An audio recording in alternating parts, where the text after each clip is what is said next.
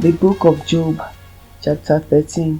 Look, I have seen all this with my own eyes and heard it with my own ears, and now I understand. I know as much as you do. You are no better than I am. As for me, I would speak directly to the Almighty. I want to argue my case with God Himself. As for you, you smear me with lies. As physicians, you are worthless quacks. If only you could be silent. That's the wisest thing you could do.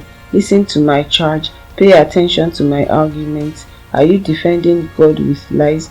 Do you make your dishonest arguments for His sake? Will you slant your testimony in His favor? Will you argue God's case for Him? What will happen when He finds out what you're doing? Can you fool Him as easily as you fool people? No, you will be in trouble with Him if you secretly slant your testimony in His favor. Doesn't His Majesty terrify you? Doesn't your fear of Him overwhelm you? Your platitudes are as valuable as ashes. Your defense is as fragile as a clay pot. Be silent now and leave me alone. Let me speak and I will face the consequences. Why should I put myself in mortal danger and take my life in my own hands? God might kill me, but I have no other hope. I am going to argue my case with Him, but this is what will save me. I am not godless. If I were, I could not stand before Him. Listen closely to what I am about to say. Hear me out. I have prepared my case. I will be proved innocent. Who can argue with me over this? And if you prove me wrong, I will remain silent and die. Oh God, grant me these two things, and then I will be able to face you. Remove your heavy hand from me, and don't terrify me with your awesome presence.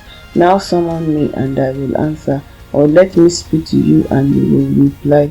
Tell me, what have I done wrong? Show me my rebellion and my sin. Why do you turn away from me? Why do you treat me as your enemy?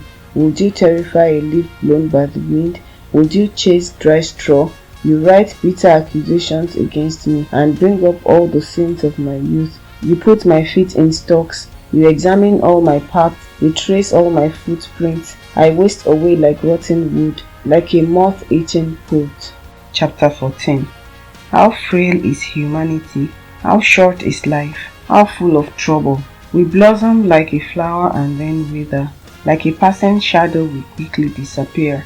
Must you keep an eye on such a frail creature and demand an accounting from me? Who can bring purity out of an impure person? No one. You have decided the length of our lives. You know how many months we will live, and we are not given a minute longer.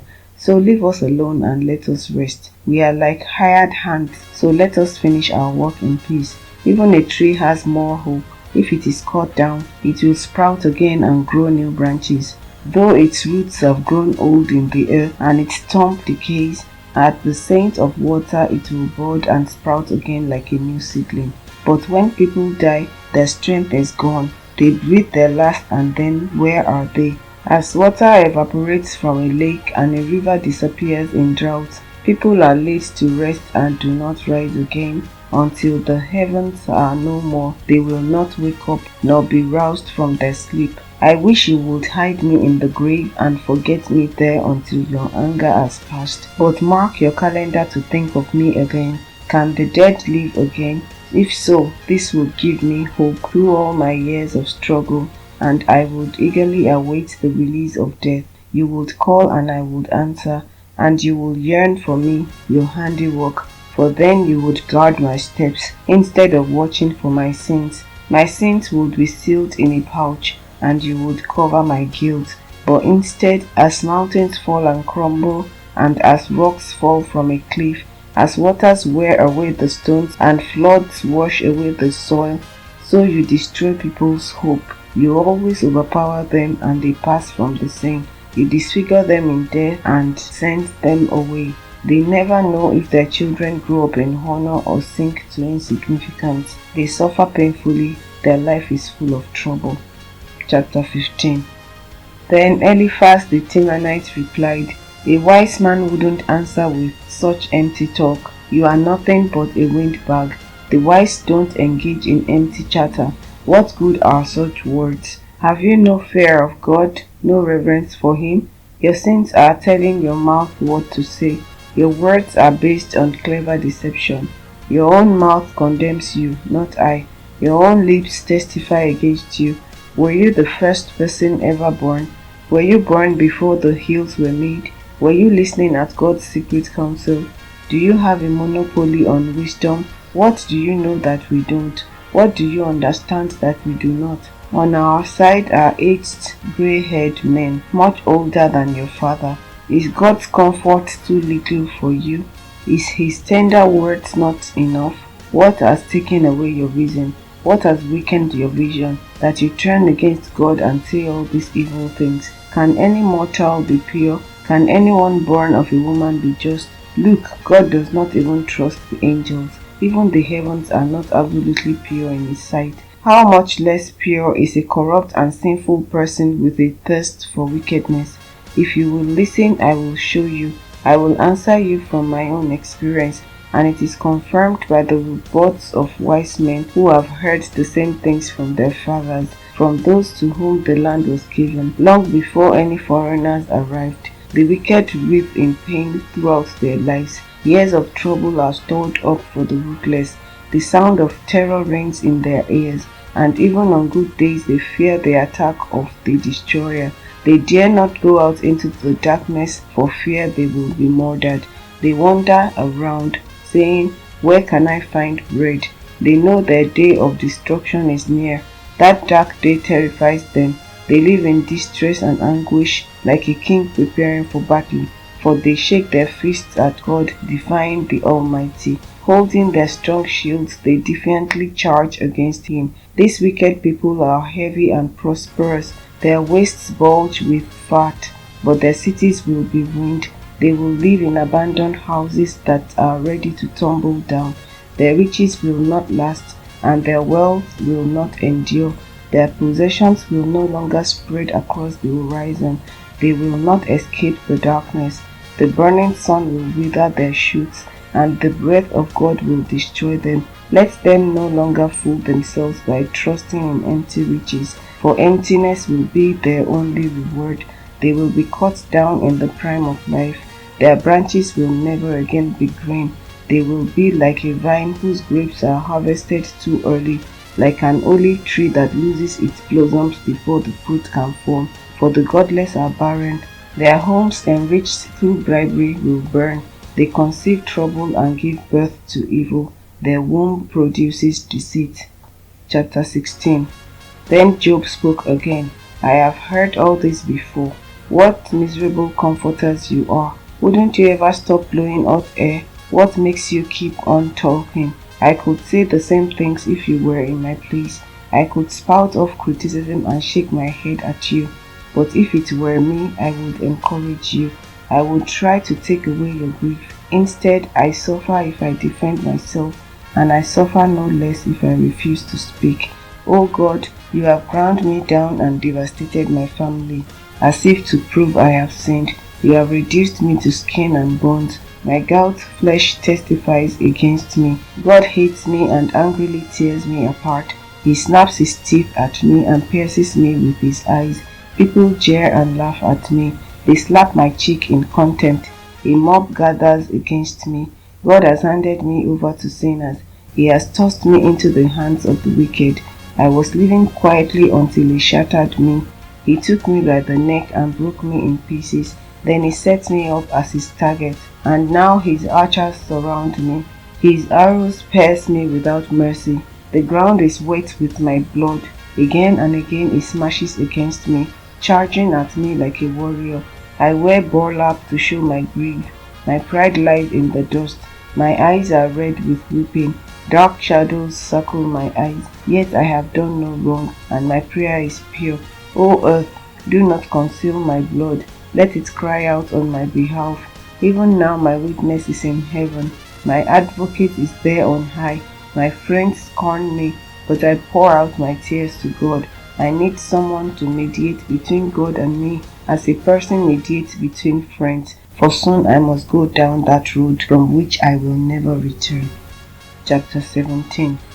My spirit is crushed, and my life is nearly snuffed out. The grave is ready to receive me. I am surrounded by mockers. I watch how bitterly they taunt me.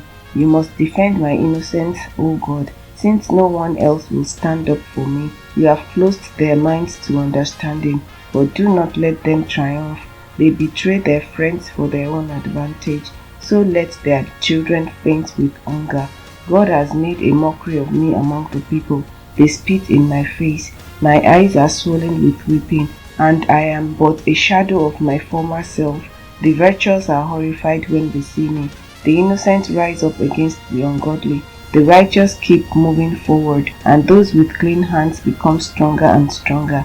As for all of you, come back with a better argument, though I still won't find a wise man among you. My days are over, my hopes have disappeared, my heart's desires are broken. These men say that night is day. They claim that the darkness is light. What if I go to the grave and make my bed in darkness? What if I call the grave my father, and the maggots my mother or sister? Where then is my hope? Can anyone find it? No, my hope will go down with me to the grave. We will rest together in the dust. Chapter 18. Then Bildad the Shuhite replied, How long before you stop talking? Speak sense if you want us to answer. Do you think we are mere animals? Do you think we are stupid? You may tear out your hair in anger, but will that destroy the earth? Will it make the rocks tremble? Surely the light of the wicked will be snuffed out. The sparks of their fire will not glow. The light in their tent will grow dark. The lamp hanging above them will be quenched. The confident stride of the wicked will be shortened. Their own schemes will be their downfall. The wicked walk into a net. They fall into a pit. A trap grabs them by the heel. A snare holds them tight. A noose lies hidden on the ground. A rope is stretched across their path. Terrors surround the wicked and trouble them at every step. Hunger depletes their strength, and calamity waits for them to stumble. Disease eats their skin. Death devours their limbs. They are torn from the security of their homes and are brought down to the king of terrors. The homes of the wicked will burn down. Burning sulfur rains on their houses. Their roots will dry up and their branches will wither.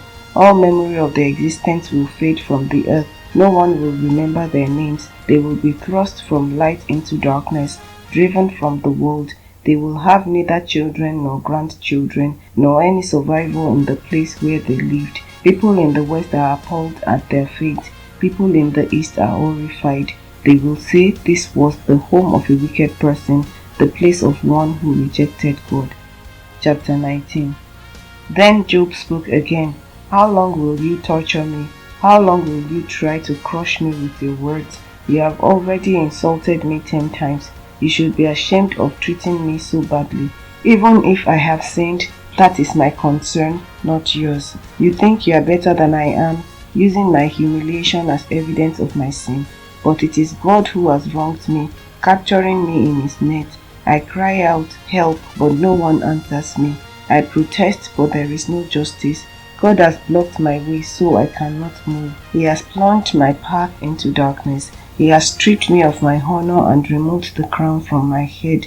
He has demolished me on every side and I am finished. He has uprooted my hope like a fallen tree. His fury burns against me. He counts me as an enemy. His troops advance. They build up roads to attack me. They camp all around my tent. My relatives stay far away and my friends have turned against me. My family is gone and my close friends have forgotten me. My servants and maids consider me a stranger. I am like a foreigner to them. When I call my servant, he doesn't come. I have to plead with him. My breath is repulsive to my wife. I am rejected by my own family. Even young children despise me. When I stand to speak, they turn their backs on me. My close friends detest me. Those I loved have turned against me. I have been reduced to skin and bones, and have escaped death by the skin of my teeth. Have mercy on me, my friends. Have mercy, for the hand of God has struck me. Must you also persecute me like God does? Haven't you chewed me up enough? Oh, that my words could be recorded. Oh, that they could be inscribed on a monument, carved with an iron chisel and filled with lead, engraved forever in the rock. But as for me, I know that my Redeemer lives, and he will stand upon the earth at last. And after my body has decayed, yet in my body I will see God. I will see him for myself. Yes, I will see him with my own eyes. I am overwhelmed at the thought. How dare you go on persecuting me, saying it's his own fault. You should fear punishment yourself, for your attitude deserves punishment. Then you will know that there is indeed a judgment.